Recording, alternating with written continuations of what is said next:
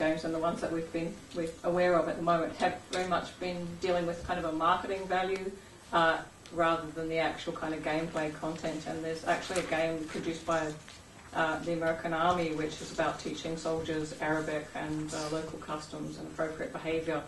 And for them, they even discuss it not only as more of a PR exercise, as a training device, but also as something that they're using to try and educate officials in the army about the importance of these activities, so for almost internal education about the significance as well as the actual education of the troops on the ground. So if people want to talk about the role that marketing has had in serious games, is its ideology more to do with its ability to get publicity than the actual gameplay. And I think this is partially to do with the tension between games being seen as trivial and these being a sort of serious subject matters. Might as well start on this one. I think it depends on the game. Obviously, the Super Chick Sisters was more of a marketing device than an educational device.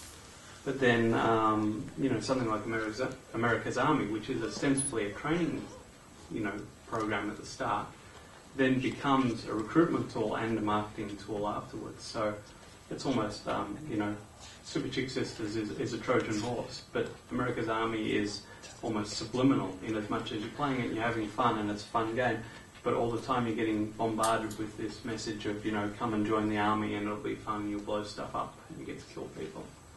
So,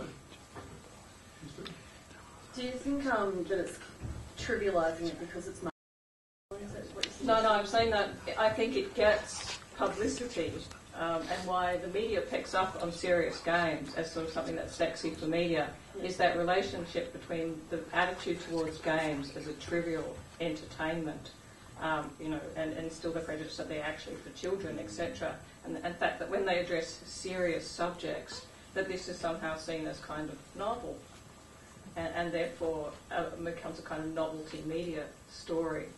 So, or a sensational media story, and I think, that's was a lot of the Woomera stories were around not actually going, hey, here's a game that's investigating something that there's actually a media blackout on. And it actually gave the media an opportunity to talk about something that there was a media blackout on. So it was a very cunning, media strategy to be able to produce something that gave voice to something that there'd been a total media shutdown on. I'd hate to think that development of serious games, though, becomes purely a function of a publicist. No, but I'm saying I think that's a lot of the first generation of serious games is taking advantage of this moment in time where that relationship exists. The relationship becomes perverse, though, when you get guys like the VTech massive guy who ostensibly went out to make himself into a jerk. Yeah. And succeeding wholeheartedly. So, as I said, I would like to think that that's probably just a phase. That certainly the games industry still has prejudice. Prejudice from certainly from politics. We often hear discussions about the nature of censorship in games in this country and how we'll never get an I rating because it's too politically convenient not to have it. I did mention the smoke screening briefly, didn't I? I've done 2 sessions now, so I'm blurring. But if you've seen The Simpsons, there's always Maud Flanders going, oh, but what about the children? It's a fairly common political smokescreen. They've put that up to hide other more pressing agendas that could well be in the opposing party's favour. Certainly there have been moments in my awareness since being part of serious games where this is certainly labelled as a criticism of someone at the time. So. Just a comment I wanted to make briefly on having adult ratings for games. I think people are sort of maturing a little bit more slowly, 30s and 21 or whatever. I reckon having an over 18 and over 25 rating would possibly be a good idea for some of the really complex, hardcore stuff. What's the difference between an 18-year-old and a 25-year-old? I reckon it's very good, actually. Actually, there have been psychological studies on people's ability to think logically and how that... And 18-year-olds don't have that? Not fully developed, yeah. By 25, supposed to have got there. I don't think I've reached it. Yeah, but in America you can own a gun at 18 and drink at 21. Yeah. It's culturally specific as well. Yeah. There was I was reminded of, it wasn't exactly where you went with it, but a media academic by the name of Marshall McLuhan, who used to say that the medium is the message, and it's the fact that we have this new medium called interactivity, and we have now a vanguard of people that are exploring it and taking it away from its first commercial kind of avenue, where it's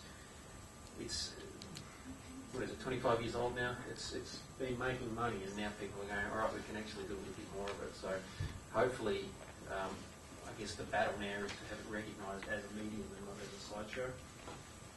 Yeah. It certainly helps. I'm just going to follow up from that with a question which is, it troubles me a lot in games, is that we know that games are an incredible education tool and that you can learn through doing, and there's statistics to prove that learning through doing means you retain a lot more of the information.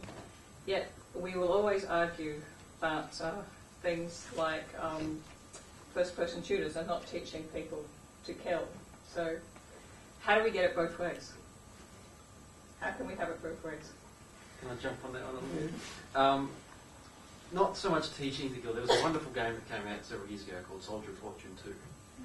That I hardly played it because I didn't need to, because the thing that I wanted to experience was the dismemberment system that came with the game. So you could kill someone and then sit there and methodically blow off a finger, a hand, and just decay the bodies. And I know people have been playing violent games all their life and just said, no, that's too much. I don't want to see that.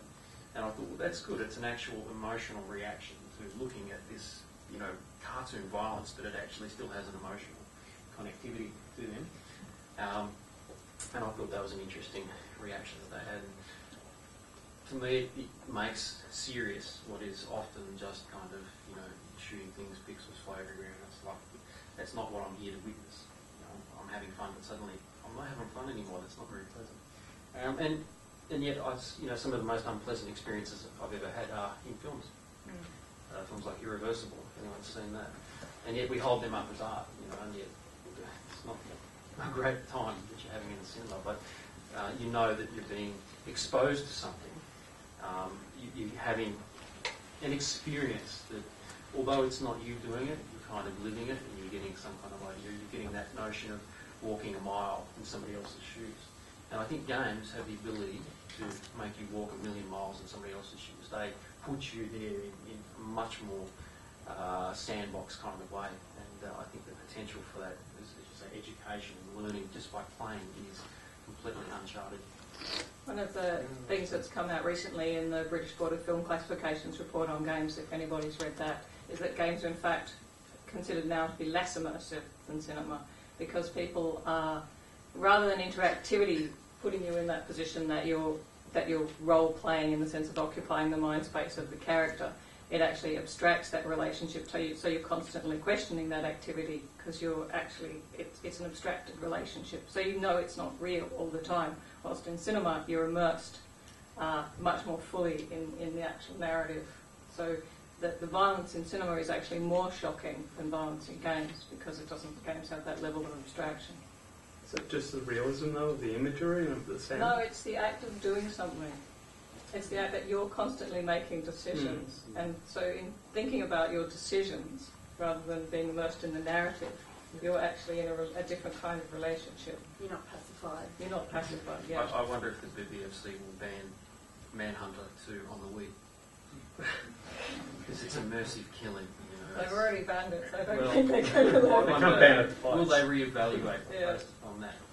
And I heard that in response to what you said, is that Manhunt, which I have never played, I have to confess, a friend of mine who has played it, said the violence in that was quite interesting because it was actually repulsive. Yeah. That's what we should aim for as an industry, I think, repulsive violence. He said it was the first time he played a game where the violence was sort of something that you didn't want to be involved in. It didn't feel abstracted in any way. It was shocking. It's a worry. Do you have any questions? The whole panel, when dealing with political topics in games, like the US has protections on free speech when dealing with political issues. Does Australia have anything to the same extent? Well, we don't have any concept of free speech, not like the US. But we do have a bunch of